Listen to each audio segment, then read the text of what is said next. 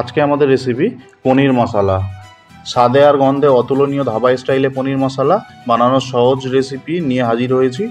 এই রেসিপি দেখে আপনিও রেস্তোরাঁয় যাওয়া ছাড়াই বাড়িতে অথেন্টিক ধাবা স্টাইলে পনির মশলা তৈরি করতে পারবেন। ক্রিমি মশলাদার সুগন্ধি এই পনির মশলা রেসিপিটি পার্টি বা ফ্যামিলি ডিনারকে স্পেশাল করে তুলবে।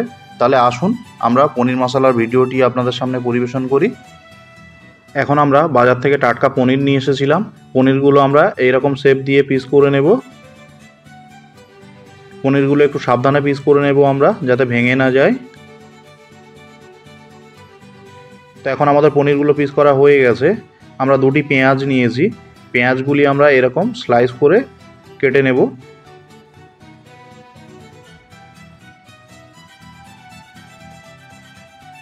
তো পেঁয়াজগুলি এখন আমাদের প্রায় কাটা হয়ে গেছে। এখন আমরা দুটি টমেটো নিয়েছি। টমেটোগুলো আমরা কেটে নেব।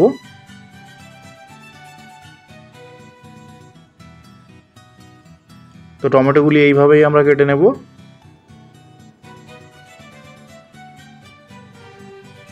টমেটোগুলি এখন আমাদের কাটা হয়ে গেছে। আমরা গ্যাস ওভেনটি জেলে কড়াটা বসিয়ে দেব।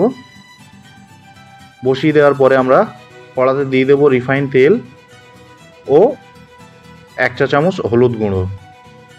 দেওয়ার পর আমরা কেটে রাখা পনিরগুলো একটু ভেজে নেব।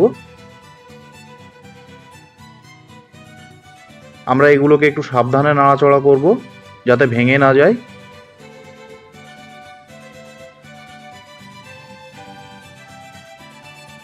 তো এখন আমাদের পনিরগুলো একটা সাইড ভাজা হয়ে গেছে। আমরা এইভাবে অপর সাইডে উল্টে দেব।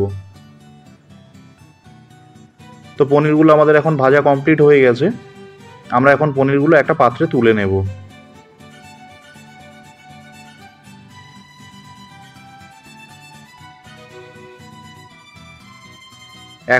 এখন আমরা একই কড়ার মধ্যে একই তেলে আমরা কেটে রাখা পেঁয়াজগুলি দিয়ে দেব।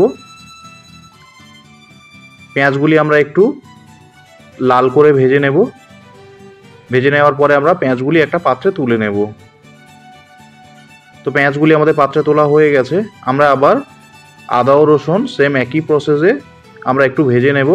ভেজে নেওয়ার পরে আমরা একটা পাত্রে তুলে নেব। তো এখন আমরা এই ভাজা মশলাগুলি আমরা মিক্সারে দিয়ে ব্লেন্ড করব।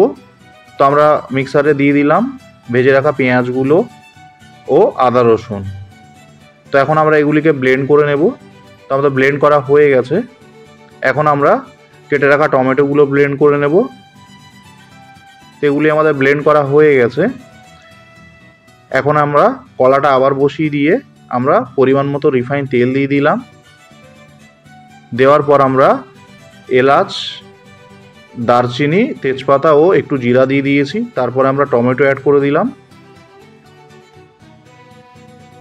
এখন আমরা কাশ্মীরি লাল লঙ্কার গুঁড়ো ও হলুদ গুঁড়ো দিয়ে দিলাম। দেওয়ার পর আমরা এটাকে রান্না করে নেব কিছুক্ষণ। রান্না করে নেওয়ার পর আমরা এর সঙ্গে অ্যাড করে দিলাম আদা ও রসুন ও পেঁয়াজের যে পেস্ট আমরা বানিয়েছিলাম সেটা দিয়ে দিলাম। ও আমরা এখন 1 চা চামচ ধনিয়া গুঁড়ো ও হাফ চা চামচ শাহি গরম মশলা দিয়ে দিলাম। দেওয়ার পর আমরা এটাকে ঢাকা দিয়ে একটু কষিয়ে নেব। তো দেখতেই পাচ্ছেন এটা পারফেক্টলি রান্না হয়ে গেছে।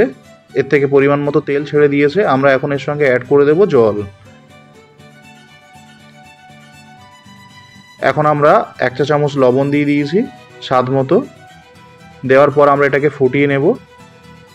ফুটিয়ে নেওয়ার পরে আমরা একবার চামচটা দিয়ে দেখে নেব যে সব ঠিকঠাক আছে কিনা। তারপর আমরা ভেজে রাখা পনিরগুলো এর সঙ্গে অ্যাড করে দেব।